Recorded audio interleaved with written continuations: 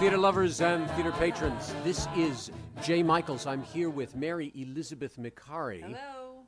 And we're here at the Passion Pit. Passion Pit, that's interesting. Why is a theater site called a Passion Pit? Because that's what people call it when they do independent theater. It is their passion. Passion comes from the word apathy, which means something they would suffer for. And we're going to talk about the artists that suffer for and continue suffering for their arts by doing it themselves. Self-producing artists, both on stage and in film, with a particular slant to the independent artists of off Broadway. Well, film is fine, but I really think we really are going to hit more of the live theater scene, which is really kind of what we're going to talk about today, a whole bunch of stuff.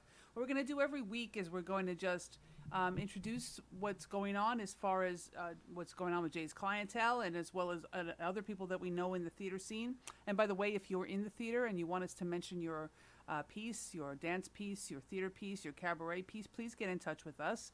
And all that information will be found here on the blog page. And you can just write us a note and we can try to get it up for you as well. So we're going to be talking about running shows of all different varieties, film if that comes up, as well as all sorts of interviews and op-ed pieces. We're going to have some of the most, the influencers of the off-Broadway movement come in and talk to us about what they're experiencing out there in the New York theater, and as actors, as producers, as directors, as playwrights and composers, as dancers, as singers, musicians, whatever. And what that is from the other side of the footlights and backstage as well. And then we can discuss it with our audience members and see what they want to talk about. And we'll also interview always somebody who's very important to the world of off-Broadway. The concept of independent theater is dealing with artists who, instead of waiting for someone to write them the check, will do whatever it takes to get their work done. And I think it's time that they are given the spotlight that they deserve, and this program's going to highlight that. They're going to give you suggestions on how they got their work up and how you can do the same. And we're going to hear theater stories, and we're going to hear what it takes to make their work a success. A lot of people just think when they say theater, they think Broadway. Beyond the glitz and glamour of Broadway, and even off-Broadway these days, there is off-Broadway. And that is 99-seat theaters somewhere within that area, and they're usually downtown or beyond the Broadway theater district. And basically these plays exemplify ideas and concepts and things that we see in the papers every day, that we see in our souls every day. These are artistic parables about great works and great thoughts. We're going to talk about dance pieces. We're going to talk about musical pieces. We're going to talk about theater pieces. And we're going to bring to your attention the great authors and artists that make them a reality.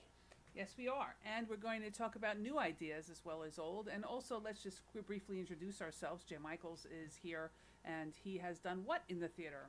Okay, I'm a 40-year veteran of the theater. I began as an actor, a director, a writer, a producer, a playwright. I was a really bad choreographer for a really short while and a terrible set designer. And at one point in the third act of my career, I looked over my shoulder and realized I have 30 years of day job in marketing and performing arts. So now at this point in my life, I want to help my friends, and I want to be there to shine the light on them through J. Michaels Arts and Entertainment, a PR and marketing firm that specializes in independent theater. And I am just a singer. Mary Elizabeth Micari has been a singer, an actress, a producer, a writer for more years. Yeah, we'll talk about some of that later. We have lots of that information coming up about me and my past as a producer since I was a little kid, somewhere in the off-Broadway music darkness of the 1980s. So here we go. Here's a theater scene for the week. Okay, so let's talk about what's coming up. Okay, in the indie theater scene, starting as recently as yesterday, we have Common Ground. This is a new musical by Granville, Burgess, and Stan Wykietzowski. I'm sorry, yeah. We're sorry, Stan. This is Granville Burgess's musical that he directed, wrote the book and lyrics to. It is about a meeting between Abraham Lincoln and Frederick Douglass. The second is Jilted. Wait, before you go on, I'm curious. If I was going to go, where am I going? Oh, I was going to mention both of these because they're Well, both part of the same are they festival. both on the same day? One's one day after the other. All right, so tell me about the days. all right, well then, Granville's musical is September 6th and the 13th at 7 p.m. And where is it? It is at the Acorn Theater on Theater Row, 410 West 42nd What do you mean Street. by Theater Row? Where's Theater Row? Theater Row is 42nd Street and 9th Avenue. If you go down 42nd Street past all the Disney-esque lands and all the huge restaurants, you're going to see a row of wonderful theaters framed by Playwrights Horizons. Oh, okay. And how much are tickets? Tickets are $27. They go up to $40 if you want premium seats. There are discounts as well. You can go online to www.nynwtheaterfestival.com. It's a New York New Works Theater Festival? New York New Works Theater Festival. Okay, so that's great.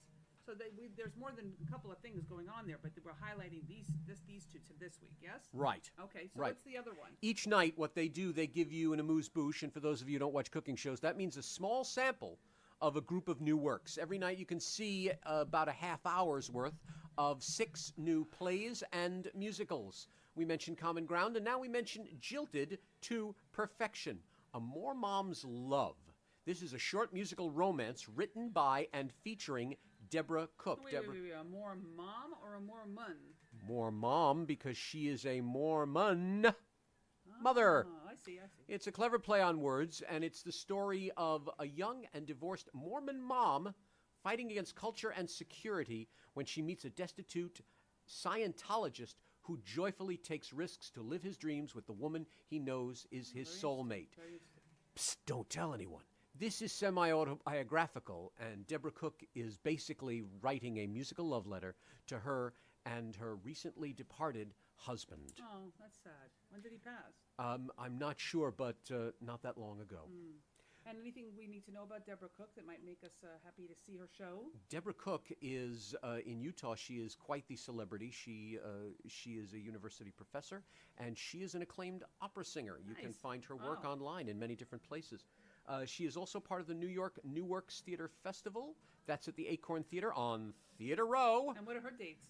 410 West 42nd Street. She is Friday, September 7th. Hey, that's this evening. And then you could see her again Saturday, September 15 at 2 p.m. So since Granville was yesterday, you got 2 more shows. You can see him on the 13th and her on the 15th. So I knew somebody who had done this last year, and he said that they did it more than one time. How does this work? Well, basically, a lot of festivals achieve a sense of competition, and I don't mean that in the negative sense. I mean in the sense it is a chance for audiences to see it and vote. And the New York New Works Theater Festival also has an adjudication committee that basically adjudicates these works. Everybody gets 2 performances. If audience and judges are resounding, then they may get a 3rd performance. They may be part of the finals. They can even go further. Yeah, cool. That sounds great. So it sounds like fun and a great way to see new stuff in New York City and to support new playwrights and new composers. That's a great idea. It's sort of like a salad bar of theater. You're able to see a lot of bits of new works, and you can even support them as they go along in their careers. Are they all musicals? No, these 2 coincidentally are musicals, but there are new plays, dramas, comedies. There are one-person shows that are going up as part of this, and there is, of course, other musicals. Fantastic. That's great. Fantastic. I like it. I like it a lot. It sounds like really a wonderful way to support new artists and to get their work seen and heard. By the way, what we're listening to in the background, which is actually very low, is something called the Femme Fatale Dark Cabaret Collection. And it's on YouTube under somebody, you have to subscribe to them. Their name is Wiremux, Wiremux. And it's just one of many playlists that I kind of culled together. And these are a lot of songs. Some of them are published you can find them on not only YouTube, but you can find them on Spotify or Amazon Music. But this is new work as well. So we'll always be featuring new vocal and musical artists as much as we possibly can in the background of our speak-in. And if you're interested, just get in touch with us.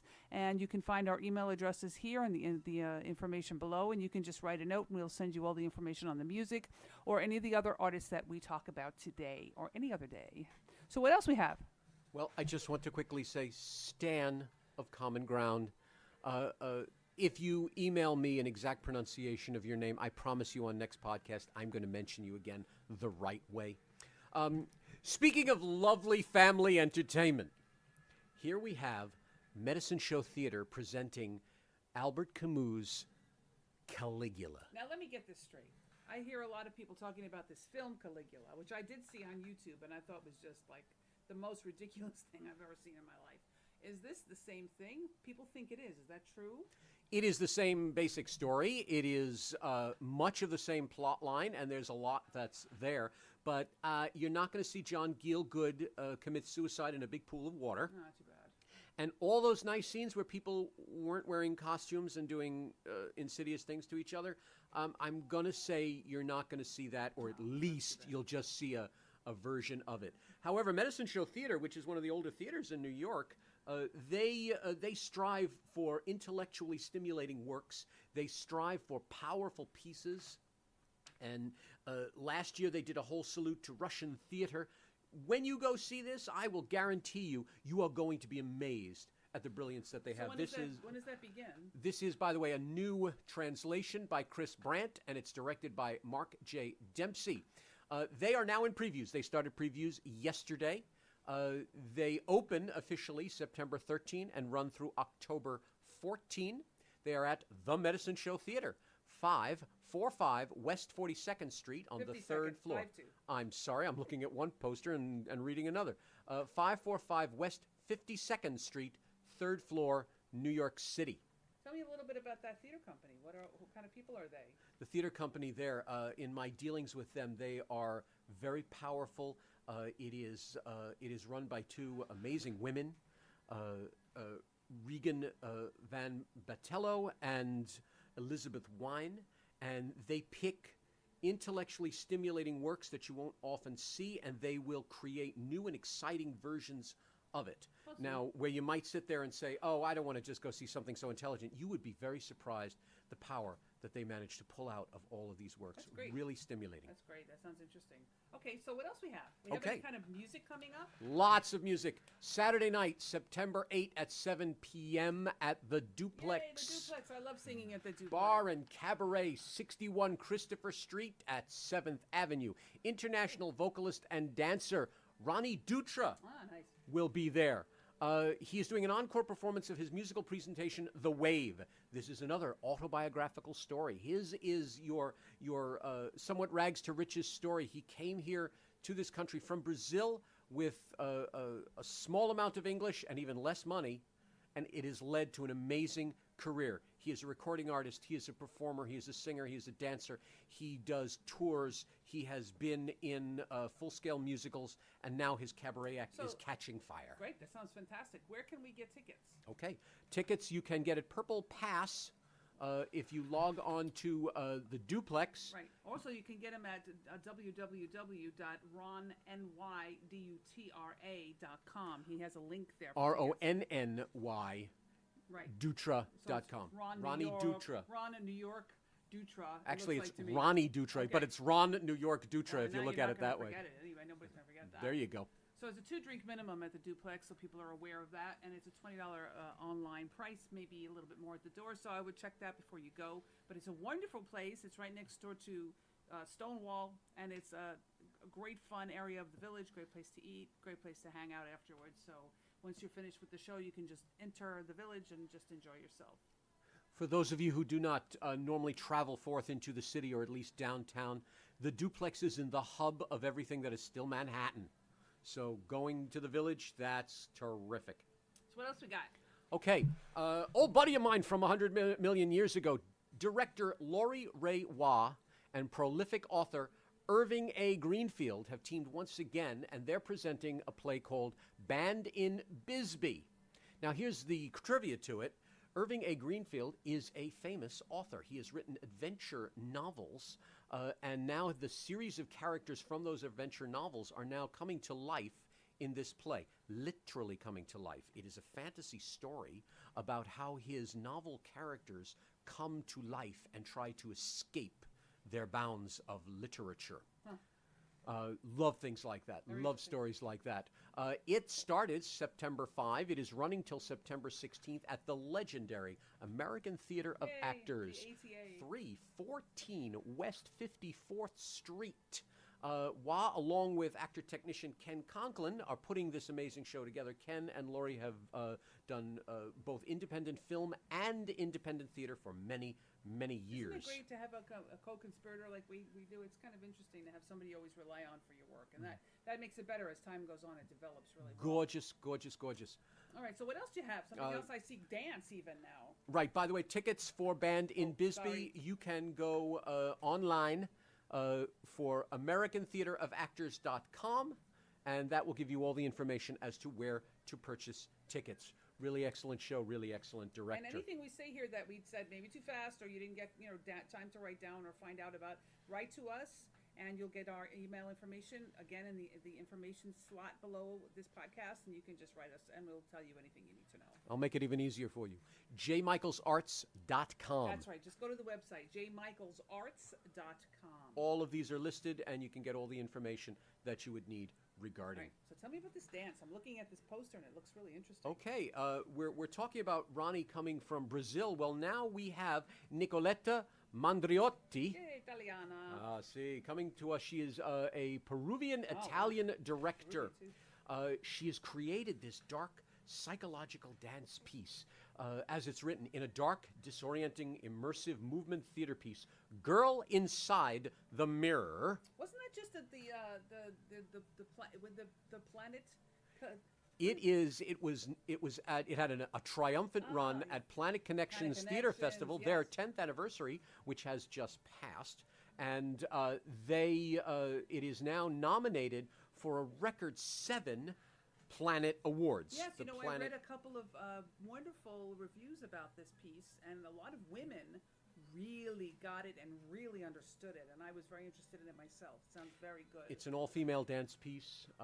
The performers come from very immersive theater backgrounds. There are people from Then She Fell. There are people from Sleep No More. It is quite brilliant. It is quite brilliant. This psychological and physical force that she has created is the story of a Latina girl who travels to a parallel world through a mirror. It's sort of like Alice in Wonderland taken to the 10th power. It received immense write-ups during Planet Connections time, and we're thrilled that it's part of Theater for the New City's Dream Up Festival. So when is that happening? That is running September 6th. Once again, it has started to September 15. The piece is about 45 minutes long. Its actual performance dates are September 9 at 5 p.m., September 10 at 9 p.m., September 13 at 9 p.m., September 15 at 8 p.m. at the Johnson Theater of Theater for the New City. You can get tickets and address, etc. at www.dreamupfestival.org. And once again, all the information is on the website, jmichaelsarts.com. Right. Anything else? Oh, I see somebody I love coming up. What's happening here on September 9th? And the great one for continuing this week, and what essentially concludes this week's stories. We'll be talking about a couple others in a moment. I'll mention a coming attraction or two. But let's get down to brass tacks. The one, the only, Richard Skipper Celebrates is this weekend. That is September 9 at 1 p.m. at the Laurie Beachman Theater, 407 West 42nd Street in New York City. You can get tickets by going online to richardskipper.com and clicking the yellow starburst, and all you need to know is there for tickets. Now, for those of you who don't know Richard Skipper, you must be living on Mars. But just to refresh your memory, Richard Skipper Celebrates is a series of performances every month at the Laurie Beachman, where Mr. Skipper celebrates a particular milieu in the arts, a particular genre, particular people, etc. This one I can't wait for. This one is Richard Skipper Celebrates those glorious black and white Warner Brothers musicals. That sounds good. He has with him a bevy of cabaret entertainers, noteworthy and powerful people that join him on the stage. This particular one, he has Bob Diamond, Meg Flather, Doreen Montalvo, shout out to you, Doreen. Remember Columbus High School. Zachary Staines and Lisa Vigiano. Oh, wonderful performers. And behind him is the Richard Skipper Celebrates Band. Oh, Daniel Tracy- Glass on nice. percussion. Tom Hubbard on bass. Oh, Tracy Stark on piano. Tracy Stark on piano. Excellent. And Eric Lawrence on sax. This is produced by Russ Woolley, and this is starting his third season, his third year of doing this. I'm not kidding. If you have never seen Richard Skipper perform, you are truly missing something amazing. As an old-timer like me, what he does, he takes the great variety shows of our youth and puts them on stage and gives them a modern glamour to them that is incredible. I am. Not old either. He's going to get mad at you. Oh, no. When I say old-timers, I just mean the good old days of television. I don't mean we're old. No. Jay's only 55, and Richard's only around that same age. Anyway. So it's not that we're old-timers. Don't give people... It's also wonderful that if you are younger, that you might want to consider coming to see something about things that have passed and gone by. As a matter of fact, I find a lot of people very interested, as we know, in the hipster world, in things from the past, from the 1890s on into the 1920s, early 30s, and now we're just going back up into the 50s, 60s, and 70s. So if you're interested in any kind of retro clothing, music, ideas, movies, Richard Skipper puts on things that you might really enjoy and really want to immerse yourself in, and then when you leave, you can explore more things and learn more things about. Well, that's why I say he puts a modern glint on it. During one of the performances, one of the audience members brought their son, who was probably 10 years old, and Richard put him on stage for a moment and interviewed him and everything, and that kid was starry-eyed. It was really brilliant. So he puts this modern slant on the great old work, so I invite everyone to come and see it. At our next podcast, we're going to talk about the amazing Michelle. She was just at the Public Theater, and now she's going to be at United Solo Festival. We're going to see the New York premiere of Squatters. This is Joshua Crone's play, not about 9/11, but about people that were hanging in that area during 9/12, 9/13, 9/14, and beyond. That's going to have a limited run as well. And then we'll start talking about October. That includes our friend Mary Elizabeth Micari in Lady in Black at Don't Tell Mama, as well as Ego Actus production of Give 'em Hell Harry. The Harry they speak of is Harry S. Truman. And we will talk about them and what's going on in November. And every week we will have a continuing piece on Broadway's Town Hall, which is starting a banner season. And we'll talk all about that next week as well.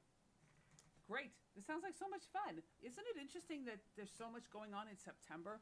Well, traditionally the Broadway theater season started in September, again after Labor Day, because there was actually no air conditioning in Broadway theaters, and people couldn't go see live theater during the summer. So they did see outdoor theater and/or summer stock if they were going to go see entertainment. But the artists themselves took time off and rested, and then came back with brand new shows starting right after Labor Day. So this is the height of the fall theater season happening, right? This is For sure. Oh, for sure. Ironically, I was waylaid with the festivals, and then out of nowhere, people began calling me and saying, I have a show opening up September 1st, September 2nd, September 8th, September 9th. September has once again taken its rightful place as the start of the theater season. Well, even with the glut of festivals that right. we have, September is the place to start. Isn't the theater festivals are really now primarily, except for now the Fringe, which you can talk about for a second if you want to, because you know a little more about that. Sure. That is starting again in the fall instead of the summer. I think they probably felt like there was just too much competition. How many festivals were there this summer? This summer, I dealt with over 100 plays. And how many festivals in those plays? I did. I was working on about 3 or 4 or 5 festivals in total. And there's more than you did. Oh yeah, we from our office we worked on Planet Connections Theater Festival and their flagship event, Playwrights for a Cause. We worked on the Fresh Fruit Festival. We worked on the Bricks Trans Theater Festival. There were so many others that went on at the same time. you easily had, if you just wanted to go night to night, you could have seen at least 200 productions That's amazing. in New York. That's really amazing. Well, that's good because it seems like to me there's like a revitalization of independent theater happening really, really strongly in New York City now. Yes, completely. With the advent of technology, with the concept of accessibility through festivals and through smaller venues, an artist is able to get their work up immediately. So I'm going to ask you, because I'm sure that there's people listening to this podcast, and we're going to talk about that, because we started producing together in about 1998 or 7, I think. 1998. So you said I'm not an old timer. I just wanted to get Well, back. whatever. But yeah, so we started doing shows back then, and the whole theater scene was pretty much like this. It was pretty hot. But at that time, I remember there was a lot of Shakespeare being done. Oh, yeah. A lot of people were coming out of school wanting to do more Shakespeare, and we were part of that movement. We did like 33 Shakespearean plays in a couple of years, really. And we did opera, and it was more of a classical movement at that time, at the turn of the 21st century. But now it seems there's a lot more independent plays being done, new pieces, smart new pieces that are even not maybe that interested. So it used to be people were interested in doing film, but now it doesn't seem to be. But we know our world changed a lot at 9/11. I'm just to see what Squatters has to say about the way the world changed that day, because it certainly did here. And our off-Broadway world kind of was a little bit decimated at that point. I remember one of our friends saying this is the death of the off-Broadway movement, theater movement at the time, and it kind of was. It was really difficult at the time because, a lot of the theaters were in the Lower East Side of Manhattan or the Lower West Side of Manhattan, and there was no way to perform or do anything, and a lot of people lost their homes or had to move out of the city or became really frightened and didn't want to stay and work here. So I'm glad to see this revitalization. It's really interesting and really exciting. And we talked about 2 cabaret pieces. Mm-hmm. We talked about a dance piece. We're talking about many different live short plays and musicals. This is amazing. This is a lot of things that are really, really bubbling up to the surface. Could it be that the frustration with what's on Broadway is causing all of this to rise in this place? Do you think that that's the case? Well, I think you got 2 things going on here. In 1999, pre-9/11, people were still emulating things that you may have seen via the public theater. That's why Shakespeare was so prevalent. People wanted to have that kind of connection that off Broadway sort of feel that we're going to see Shakespeare, we're going to see new versions of it. I remember when we did Hamlet in 1999, 2 things happened. Number one, we were actually listed in Time Out New York as off Broadway because of the caliber of the work that was being done out there. But also there were so many different versions of Shakespeare. There was about 4 or 5 Hamlets in the summer that we ended up doing Hamlet. When things changed in 2001, you got a bunch of other things. Number one, Broadway, the technological mastery of Broadway has changed theater's whole outlook as well as 9/11 has sort of stopped a major piece of it. It became the point of, if they're coming into New York, they're going to see the finest they possibly can. If they're going to risk their lives, and this is what even a lot of performers had said at that time, they're going to see the hot ticket. And that's the end of that. Aside from 9/11, the other thing that's worked is independent film. Because it has become easier to do independent film, and in recent years, independent film, or at least art house type films, have won Academy Awards, people want their own work seen, because just as quickly as you can make an off-Broadway play as you can make an independent film. So a lot of these, and I've heard stories of it, where after it's done, a film version was made. Squatters, for instance, after it ran in London, they made a film version of it.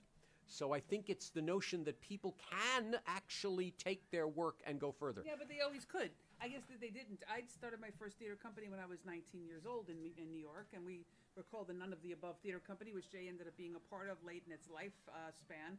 And we did, right out of college, 19, 18 years old, we started doing what was then very cutting-edge playwrights and that kind of work.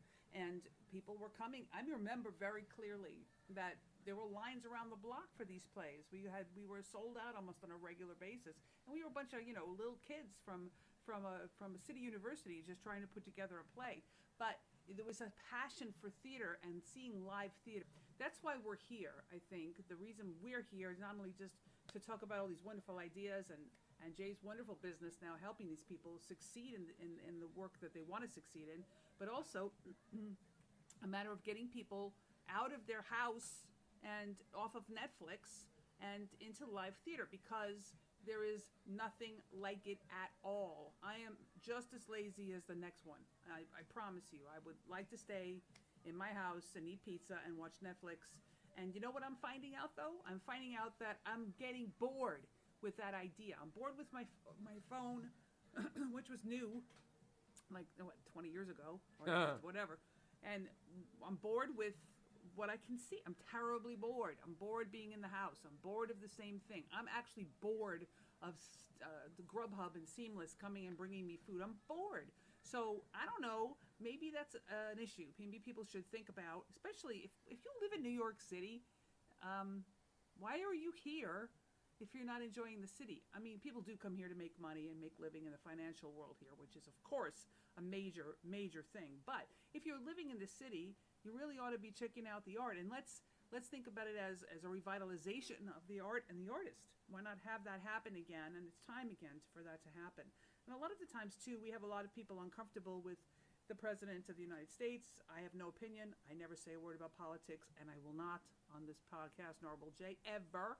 However, there are people, and I see them on my Facebook and all over the place, very upset. And when you have that kind of issue going on, political strife, we start to see a real blossoming of art, all sorts of art.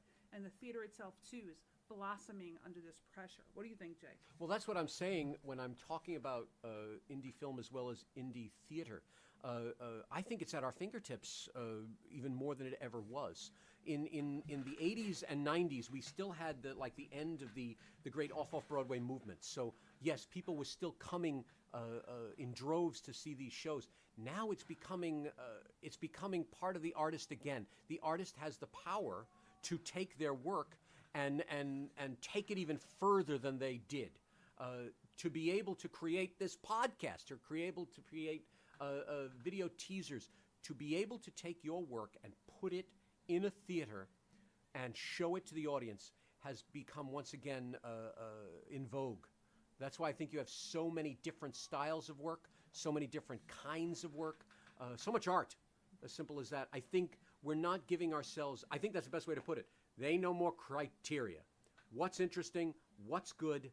Let's show it to the world. Okay, so there you go. So, this is our first podcast, and we don't have to go on and on and on, but we sort of did a whole bunch of things we will generally do. So I sort of interviewed Jay, and I made my own opinion known, and so did he. So in the future, maybe we'll do some of that, but after a while, who cares? So, of course, we'll have other people on talking to you about their perspective of the theater and the cabaret and the burlesque and the nightclub and the rest of the live arts, including dance in New York City. And we'll interview them, and you can hear their stuff, their opinions firsthand. We'll have, hopefully, every week or every podcast, a person come in and give an opinion about something that's going on. Today, we're talking about our own opinion of our own experience of the change of the theater movement in New York City. And to me, it sounds and feels very wonderful and very, very interesting and hopeful, actually. I kind of look at it as autonomous, like I was saying.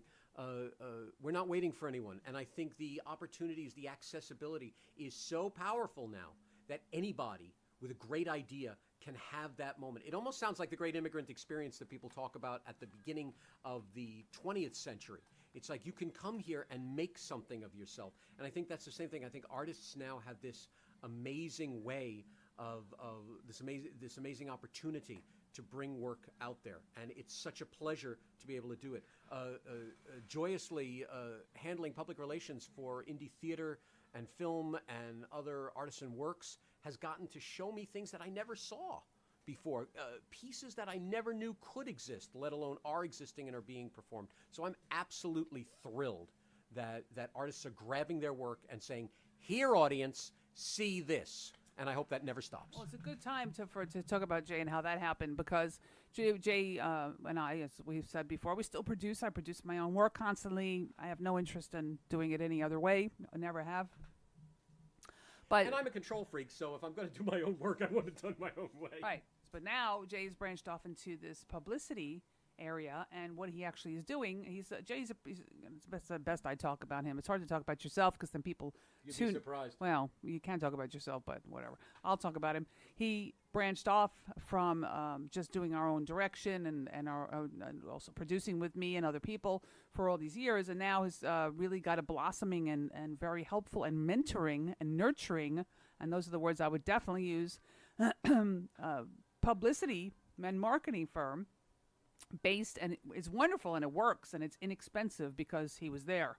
So he knows how much people, he always says, how I know how much you don't have. I know how much money you don't have. Right, exactly. And he's knows how it works. I mean, from the inside out, as a performer, as an actor, as a writer, and a lyricist. Some of the ways that he started in off Broadway, and as a director for many, many years.